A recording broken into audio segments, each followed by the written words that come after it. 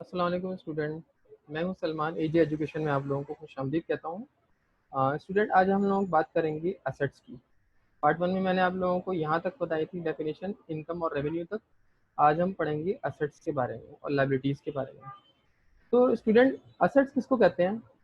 Assets कोई भी ऐसी वैल्यूएबल थिंग्स होती हैं जो कि पोजेशन में होती हैं एक फर्म की या बिजनेसमैन की, जिसका राइट होता है उसके पास कि वो उनको इस्तेमाल कर सकता है। ठीक है, मेरे पास अब जैसे मेरी कोई चीज़ है तो मेरी मेरी ज़ाती मलकियत है, मेरे पास उस चीज़ का राइट है कि मैं उसको इस्तेमाल कर सकूँ।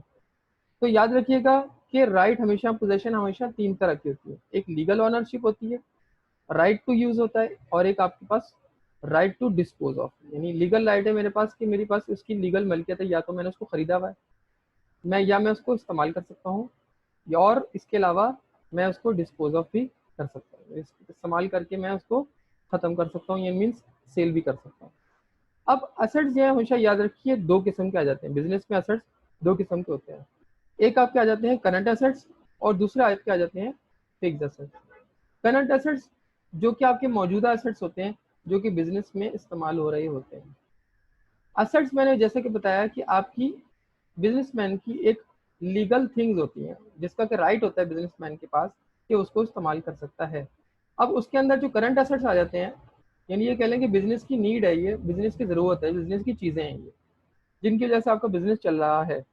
अब उसके अंदर जो है वो करंट असेट्स में आपके पास कैश आ जाएगा, cash at bank, account receivable, bill receivable, note receivable, ending inventory, office supplies और प्रीपेड्स। करंट एसेट्स का मतलब ये है कि आपके पास cash, cash at bank, account से बिल रिसीवेबल। अब होता क्या है कि कैश, जो कि हमारे पास नॉर्मली कैश है, मनी है, उसको हम कैश कहेंगे।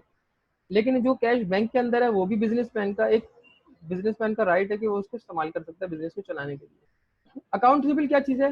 अकाउंट रिसीवेबल कहते हैं कि जब हम कोई चीज़ सेल आउट करते हैं, कोई चीज़ सेल करते हैं, अगर हमें उसके बदले में पैसे नहीं मिलते तो हम अपने वाली एक अकाउंट बना लेते हैं जिसको हम कहते हैं अकाउंट रिसीवेबल, यानी ऐसा अकाउंट जहाँ से हम लोग को पैसे आने हैं, और ये हमारा असेट बन जाता है जिसका कि हमारे पास राइट होता है कि हम इसको जो है वो जब चाहे कस्टमर से मांग सकते हैं, जब जब उसने कहा है पैसे देने का, जब हम उससे डिमांड कर सकते हैं।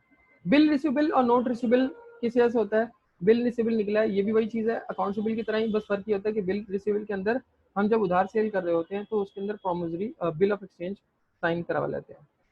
इसके अलावा आपके पास आ जाता है नोट रिसीवेबल। नोट रिसीवेबल क्या है? नोट रिसीवेबल जब हम साइन आउट कराते हैं, जब हमारा प्रोमिसरी नोट होता है, साइन इन होता है, यानी हम क्या करते हैं, जो इसको सेल कर रहे हैं उससे हमने प्रोमिसरी नोट, एक जो कि गवर्नमेंट इंस्ट्रूमेंट होता है, वो साइन करवा लेते हैं कि पैसे आपने लेने हैं कस्टमर से इस तारीख को, और उस डेट में डिमांड कर सकता है सेलर बायर से कि वो पैसे पे कर दे। अगर वो उस टाइम पे नहीं करता तो उसके ऊपर इंटरेस्ट चार्ज किया जा सकता है। इसके अलावा एंडिंग इन्वेंट्री, इन्वेंट्री मैंने जैसे कि आपको बताया था, गुड्स को कहते हैं जो हम लोग सेल आउट कर रहे होते हैं बिजनेस में।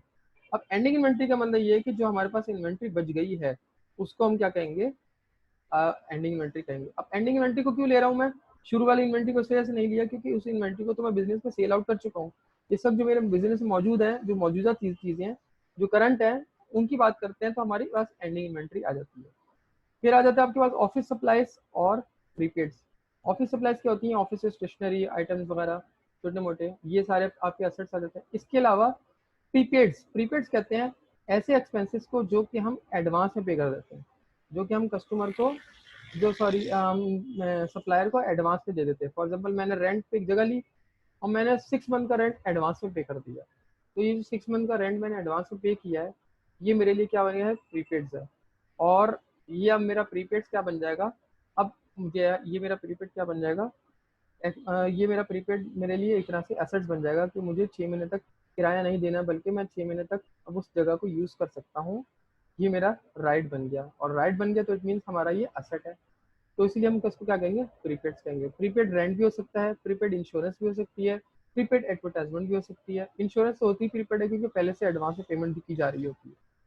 ये सब चीज़ें जो है वो किस में आ जाती हैं? प्रीपेड में आ जाती हैं। अब आ जाता है आपके पास fix assets. Fix asset, current asset तो वो हैं जो कि आपके मौजूदा एसेट्स हैं, और इन करंट एसेट्स के अंदर आपके पास कमी बेशी होती रहती है। हमने सेल की है, कैश आ गया, हमारा कैश इंक्रीज हो जाएगा।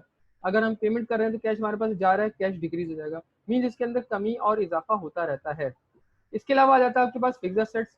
फिक्स एसेट की जब हम लोग बात करते हैं तो फिक्स एसेट्स वो एसेट्स होते हैं जो कि हमने एक ही दफा बाय किए होते हैं, उनको बार बार हम बाय नहीं करते, जिसमें कि building, land, office equipment, machinery, furniture, plant और गुडविल वगैरह आ जाती है।